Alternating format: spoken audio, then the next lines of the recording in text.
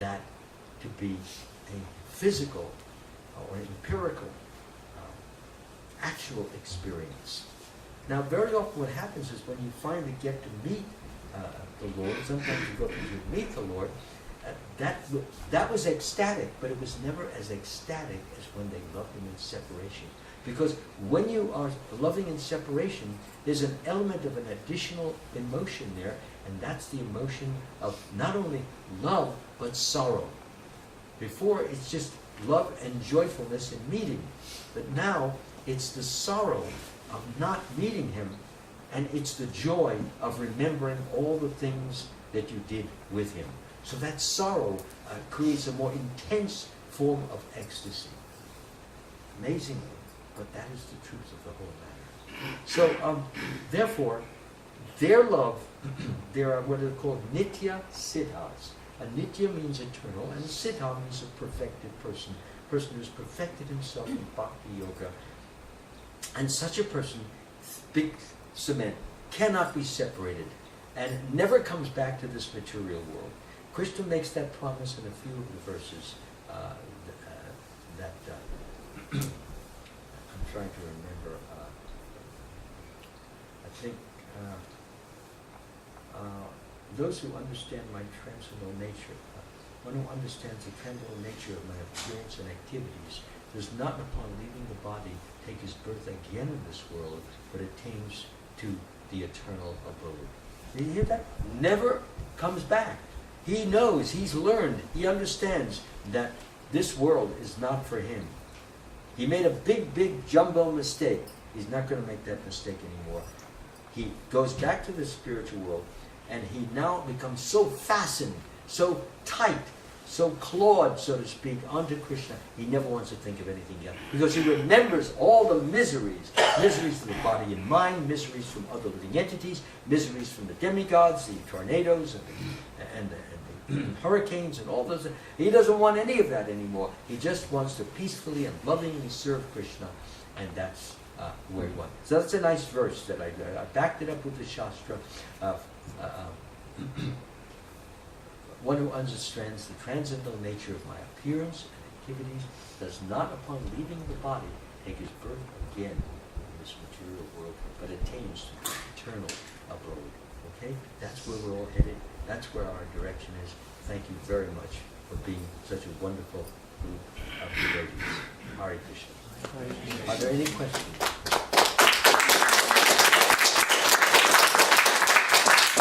Before the question, hey, who made this? Anybody? No, put your hand up. Please raise your hand. Yeah, thank you very much. I'm not that kind of Swami who just puts it on and thinks I deserve it. I know you put time into to string this. They're very beautiful flowers, and I appreciate the work that you put into it. And and it's my desire that Krishna should bless you for the service that you perform. And I accept it on his behalf. So thank you very much. Okay, now, questions? You have a question? Yes. Okay. But I'm thinking on my question. So, like it is not that we do all our activity under one mode. It is like mixture of different modes. Yeah. So how do we know each and every activity that we are working under mode of goodness? I already described. But even in goodness also, like helping others. So helping others sometimes it's not always in goodness. Well, sometimes we are thinking that we are doing it out of goodness, but well, you should never think that. You should not think that. I'm not able to. No, you shouldn't think I'm doing in goodness. You should think, obviously, there's some impurities in my life still. Otherwise, I wouldn't even be in this world anymore. You're here because there's some impurities there. There's some ego there. There's some idea that I'm great, I'm wonderful, I'm glory, even though you're not thinking that, but that impression, that feeling is still there. So yes, it is mixed, but the main point is what is predominant. And what is predominant is what will continue to grow and develop. What is least present, a little bit of passion there, maybe a little bit of ignorance is there, that's not going to grow as long as the goodness is multiplying. The good activities are growing. So you don't have to worry about those, but just be careful, that's all.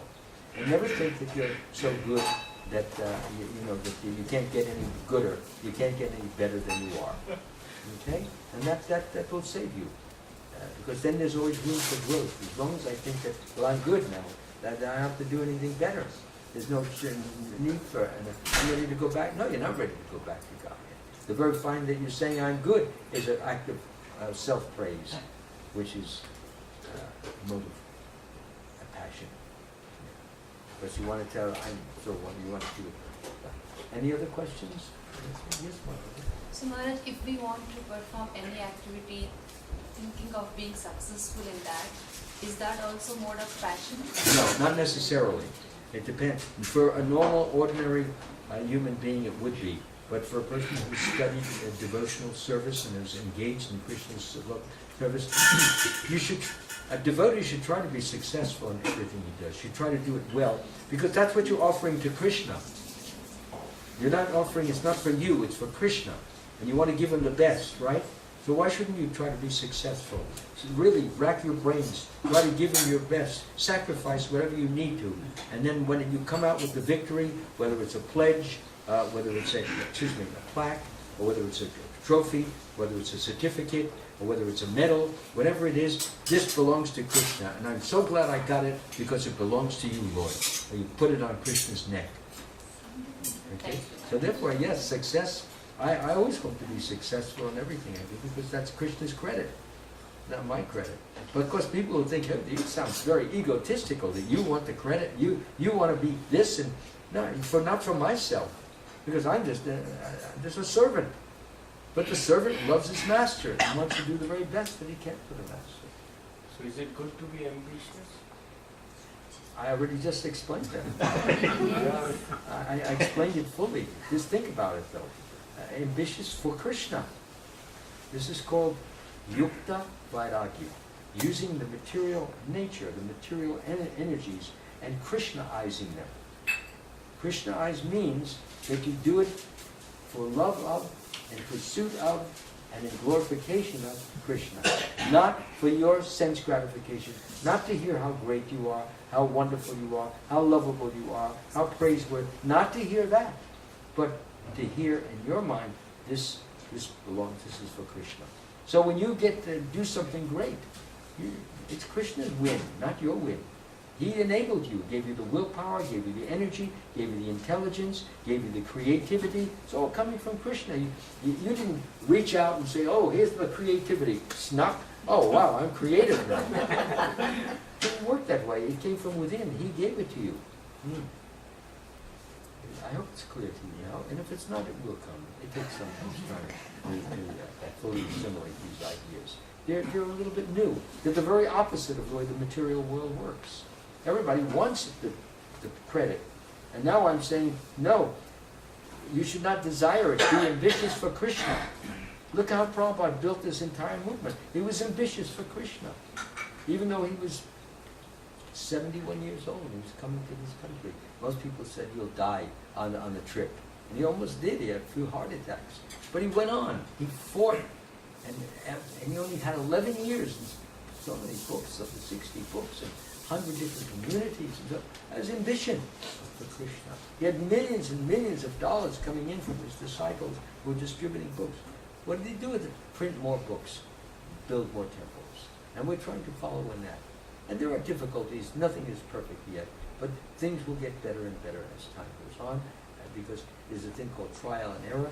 And sometimes it takes longer to learn, sometimes you learn faster. But eventually, you get the message and you do it better. Any other question? You have another question? Yes, Maharaj. Yeah. So you said in the spiritual world, the souls have different degrees of love for Krishna. What is that? The souls in the spiritual world have different degrees of love for Krishna, correct? No, I said the opposite. I said in the spiritual world, different souls have different degrees of love. And those who have a small degree, they fall down to the material world. Okay, that's what I understood too. So when we are getting elevated to spiritual world to will we have different levels of that degree of love for Krishna? Well, yes. Well, actually, you have a very strong degree. You're not going to get back. If Krishna says you're not going to come back here, that means your love must be very strong, so much strong that you will never step back like you did once before and begin to think, well, what does it feel like to be a Lord? What does it feel like to be glorified? What does it feel like to be applauded? You'll never be thinking like that anymore, because you'll always be thinking of, how can I gain more applause? How can I applaud Krishna more? How can I love Krishna more? How can I prepare something for Krishna more? Your mind is always just on pleasing Krishna. And when your mind is on, that's a very strong degree of love. And Krishna said, you will come back to the Godhead, and you will not come back here. The only way you cannot come back here is you must have a strong degree of love. And you also must have a great degree of shunning, of hating the miseries of the material world. It should be like something, like some repulsive smell. I don't want to get near that. Yeah, that kind of thing. Yes. Okay? Thank you. You're welcome. So Maharaj, I understood that we should not take credit, but what about giving credit to others? So like if a devotee does some wonderful job, so should we give credit to him, or just, should we think that if we give credit to him, he may get pride or... Well, why do you worry about that's his problem? Well-wisher. No, just maybe he needs a little pickup. Let him get proud a little bit. Sometimes you have to have pride before you can before you can give it all and become detached. There are some people, due to the fact they were raised, and they make you feel like sometimes you have four brothers, let us say, and the mother is always praising the three, and you're getting nothing. So you feel that you're like the lost sheep in the family, and that you can't do anything. Even when you do something good, mother says, yeah, it's okay. They're like that. And so you need some pickup, you feel that you're not worth anything, even though you are. But you haven't come to the point where you're still eager, because when you're a child, you want to be accepted, you want to be loved, you want to be looked up to, you want to be appreciated, but you never got it. So sometimes people, when they grow up, they become adults, they're still hungering for that. So when you just said, suppose I praise him, he may need that, and you're doing something good. Eventually he has to give it up. But initially, I always try to give people, build them up, because they need it, and psychologically. It's very important to understand the psychological nature of persons, especially children. You need to love them, and you need to discipline and punish them. Both are there, and both should be employed accordingly, based upon time, place, and circumstances. So don't worry about whether he gets proud. Help him to become a little proud. He may need it. It may help him to save him from a nervous breakdown. Persons think, I'm worthless, I'm useless, I'm going to jump off a building. People think like that, and they do. We don't know what's going on inside them, but it's so nice when a person gets praised or honored and he needs it. He says, well, thank you very much. At least somebody in the world loves me, somebody cares for me. At least one person, you see, and you save that person. Eventually, he has to give up that desire for praise, but right now he's psychologically too weak to do that. That's why children need to